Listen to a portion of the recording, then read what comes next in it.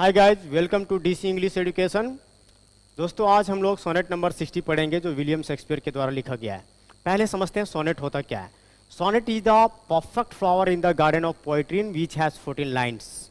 Sonnet कविता जैसे बगीचे का सबसे खूबसूरत फूल होता है जो 14 लाइन की कविता होता है।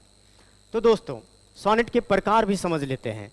सोनेट दो प्रकार से मुख्यतः माना गया, Petrarchan sonnet and Shakespearean sonnet. Petrarchan sonnet को हम लोग इटालियन सोनेट भी कहते हैं और शेक्सपियरियन सोनेट को इंग्लिश सोनेट भी कहते हैं। दोनों के फॉर्म में थोड़ा सा अंतर है। पेट्रैकन सोनेट का जो 14 लाइन होगा वो दो भाग में बटा होगा 8+6 में, और शेक्सपियरियन का सोनेट जो होगा वो 4-4-4 लाइन और लास्ट का 2 लाइन ऐसा होता है। जैसा कि यहाँ एक एग्जाम्पल हम लोग के सामने है, सोनेट नंबर 60। पेट्रैक व्यक्ति चूंकि इटली के थे इसलिए इटालियन सोनेट कहलाया, और शेक्सपियर व्यक्ति जो थे वो इंग्लैंड के थे इसलिए इंग्लिश सोनेट भी कहलाया। दोस्तों, शेक्सपियर ने कुल 154 सोनेट लिखा, जिसमें से 1 से लेकर 126 तक विलियम हर्बर्ट पर लिखा गया माना गया, जो विलियम हर्बर्ट शेक्सपियर के दोस्त माने गए। और आगे का जो है 127 से लेकर 152 तक शेक्सपियर ने डार्क लेडी पर लिखा। लास्ट के जो 2 सोनेट बचे 153 और 154 शेक्सपियर ने खुद पर लिखा। तो दोस्तों, हम लोग अभी जो देख रहे हैं सोनेट नंबर 60, जिसका आप लाइक एज द वेव से भी समझ सकते हैं टाइटल को। तो सोनेट नंबर 60 जो है वो किसके ऊपर लिखा? विलियम हर्बर्ट पर, उसकी प्रशंसा में लिखा। लास्ट में इस बात को क्लियर करेंगे हम। तो देखते हैं हम लोग दोस्तों यहाँ पर क्या है। क्वाइट्रेन बटा हुआ है, एक क्वाइट्रेन यहाँ, दूसरा क्वाइट्रेन यहाँ पर है और तीसरा क्वाइट्रेन यहाँ पर है, और लास्ट का जो 2 यहाँ, मैंने बोला था अभी 4-4-4 मीन्स 4 लाइन यहाँ, 4 लाइन यहाँ, 4 लाइन यहाँ। 4-4 का होता है, उसको हम लोग क्वाइट्रेन भी कहते हैं। तो यहाँ 3 क्वाइट्रेन है और तीनों में अलग अलग इमेज आया है। कुछ लिटरेरी डिवाइस हम लोग भी लिखते चले जाएंगे, जैसे इमेज। कोई चित्रण ला करके कवि जो है वो कोई इमेज ला करके समझाने का प्रयास करते हो तो उसको हम लोग इमेज कहते हैं। जैसे यहाँ पर क्या चीज़ का इमेज लाया गया इसमें? सी का, समुद्र का, and man means human being का। इस जब क्वाइट्रेन को आप पढ़ेंगे तो देखेंगे इसमें लाया गया है सन का इमेज, सूरज का, एंड मैन का इमेज। इसमें अगर आप पढ़ेंगे तो देखेंगे लाया गया इसमें इमेज वो है एक फीडिंग का एंड साइथ का इमेज। इस प्रकार से 3 यहाँ क्वाइट्रेन हो गए। और लास्ट का जो आप 2 लाइन यहाँ देख रहे हैं दोस्तों, इसमें देखेंगे स्टैंड, इसमें हैंड, ये दोनों राइम कर रहा है, और जो राइम करता है उसको हम लोग कपलेट कहते हैं। इसका मतलब है लास्ट का कपलेट। तो इधर जो है लिटरेरी डिवाइस में हमारा आ रहा है इमेज, फिर आगे आ रहा है कपलेट भी यूज हुआ, और अभी मैंने बोला 4-4 लाइन वाले को क्या कहते हैं? क्वाइट्रेन। शेक्सपियरियन सोनेट की अगर दी खासियत कोई पूछे, फीचर्स पूछे, कॉन्सेप्ट पूछे तो आपको बताना है ये सब चीज़ें होता है। और देखते हैं आप सोनेट नंबर 60 को लाइन वाइज समझने का प्रयास करते हैं। तो like as the waves make towards the pebble shore, जिस प्रकार से समुद्र की लहरें पेबल शोर मतलब कंकरीले पत्थर की ओर जाते रहती है, so do our minutes hasten to their end. ठीक उसी प्रकार से हमारे जो मिनट हैं, मनुष्यों के जो मिनट हैं, टाइम है, वो क्या करते रहता है? तो जाते रहता है किधर? अंत की ओर। So do our minutes hasten to their end, और हैस्टेन मतलब होता है शीघ्रता करता हुआ, जल्दी जल्दी से जाता रहता है। तो दोस्तों, शेक्सपियर ने यहाँ क्या यूज किया है? लाइक और एज इफ, एज दो यूज हो तो उसको हम लोग सिमिली कहते हैं। सिमिली का मतलब हो गया उपमा अलंकार। तो उपमा दिया है शेक्सपियर ने, वेव्स की तुलना किया है हमारे मिनट्स के साथ में, हमारे टाइम के साथ में। लहरें जिस प्रकार से जाती हैं उसी तरह से हमारे मिनट भी जल्दी जल्दी से बढ़ते रहती हैं। It changing place with that goes before, जो प्रत्येक परिवर्तन आता है तो एक जाता है एक आता है। जैसे बचपना गया तो युवावस्था तक में हम लोग पहुंचे हैं, और उसी तरह समुद्र की एक लहरें गई तब दूसरा लहरें आती हैं। इन सेक्वेंट टोल, प्रत्येक में काफी परिश्रम करना होता है। जो भी अवस्था आएगा अथवा समुद्र की लहरें एक के बाद जो दूसरा जाएगा, सिक्वेंट मतलब सक्सेसिव वे में, मीन्स लगातार वे में जो जाएगा, एक को धकेलता हुआ जो दूसरा आएगा वो काफी परिश्रम करता हुआ आएगा। ऑल फॉरवर्ड्स डू कंटेंड, ये सब आगे की ओर बढ़ता चला जाएगा और काफी प्रतिस्पर्धा में क्या करता हुआ, कंटेंड करता हुआ, बहुत अधिक प्रतिस्पर्धा करता हुआ, संघर्ष करता हुआ आगे की ओर बढ़ेगा। तो इसमें हम लोगों ने देखा समुद्र का चित्र लाया गया वेव्स के द्वारा। वेव्स जो है वो समुद्र पर्सोनिफाइड कर रहा है, मीन्स सिनाक्डकी यूज किया जा रहा है, और मैन का मिनट और समुद्र की लहरें। अगला जो क्वाड्रेंट है उसमें देखते हैं लिखा हुआ नेटिविटी। नेटिविटी कहने का मतलब है जन्म, बच्चे का जन्म, यीशु का जन्म, सूर्योदय का टाइम। मैंने बोला सन और मैन के ऊपर, तो नेटिविटी एक बार सूरज का जन्म होता है, मीन्स उदय होता है, एक बच्चे का जन्म होता है। Once in the main of light, और दोनों क्या होते हैं, मेन लाइट में आते हैं। जैसे आपका सूरज जो है वो ऊपर, धूप जब दोपहर का टाइम हो तो काफ़ी चमक दमक बढ़ाता है, अपना रोशनी फैलाता है, जैसे जैसे ऊपर आता है पूरा संसार में रोशनी फैलता है। ठीक एक युवा बड़ा होता है, अपने अगल बगल में लोग को जनाता है कि उसका फलाने का बेटा है, ऐसा है।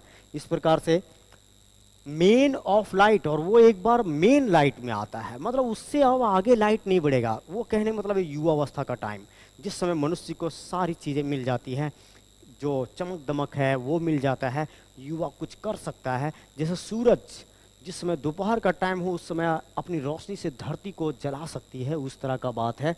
हम लोग क्या करते हैं, अगला लाइन कहा जा रहा है क्रॉस टू मैच्योरिटी, रेंग करके हम लोग भी उसी तरह से मैच्योरिटी की ओर, जैसे सूरज दोपहर वाले टाइम, धूप वाले टाइम में आता है और हम लोग मैच्योरिटी वाले एज में जाते हैं।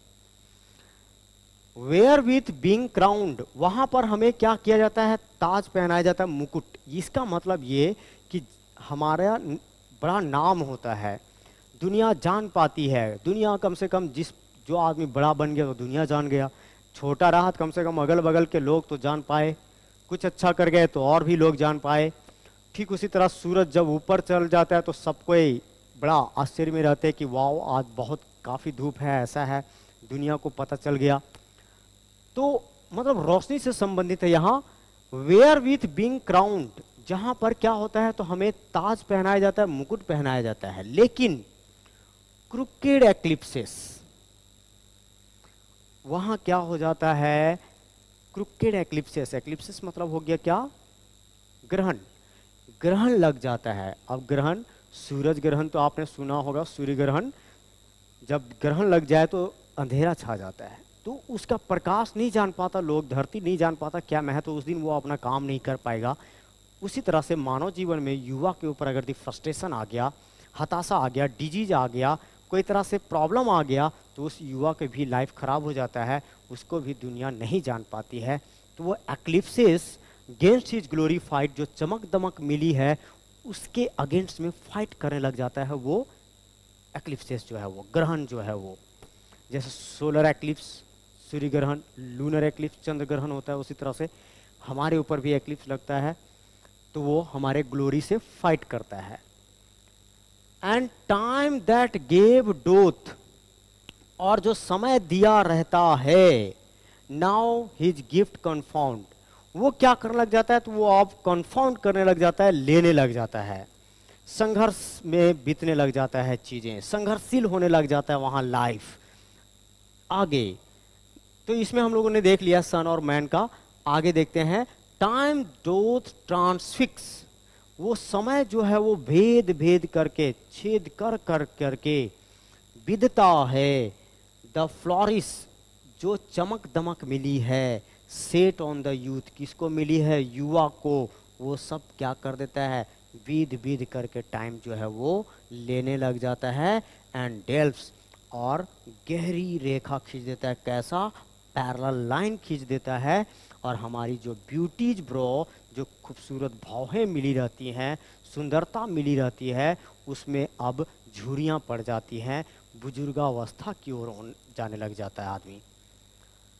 Feeds on the rarities of nature's truth, ये तो प्रकृति की सच्चाई है कि प्रकृति एक बार फीड करेगी, खिलाएगी, देगी प्रकृति एक बार हमें, और बाद में फिर क्या हो जाएगा, एंड नथिंग स्टैंड्स, कुछ ना टिक पाएगा। ये प्रकृति जिसमें समय आ जाएगा सब चीज़ तहस नहस हो जाएगा, खराब हो जाएगा। जैसे अभी कोरोना वायरस आ गया, देखे कैसे संसार में तबाही है, उसी प्रकार से nothing stands but for his scythe to mow, वो समय का, हिज साइथ, साइथ मतलब क्या होता है दोस्तों, हसिया, हासू, जो घास काटते जिससे, धान काटते जिससे, साइथ टू मो, वो हसिया मतलब समय का हसिया बोला जा रहा है।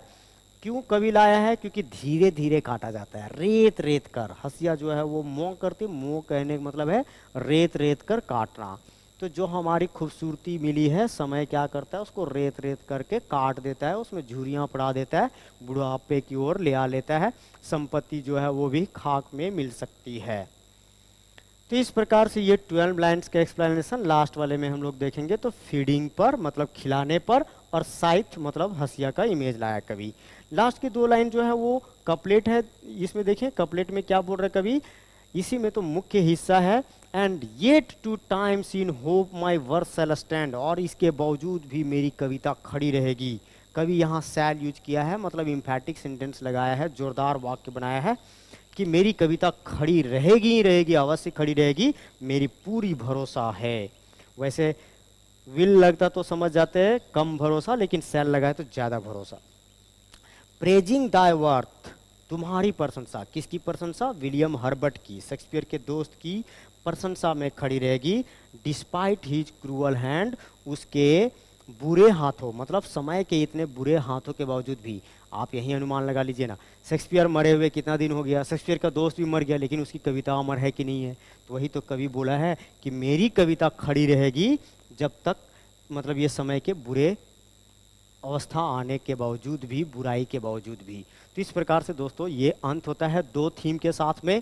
शेक्सपियर जो है वो बोलता है, पहला वाला थीम क्या है, थीम जो है इस कविता की वो 2 थीम है, एक तो रैवेज ऑफ टाइम मीन्स समय की बर्बादी, रैवेज ऑफ टाइम, और दूसरा जो है वो ग्रेटनेस ऑफ फ्रेंडशिप।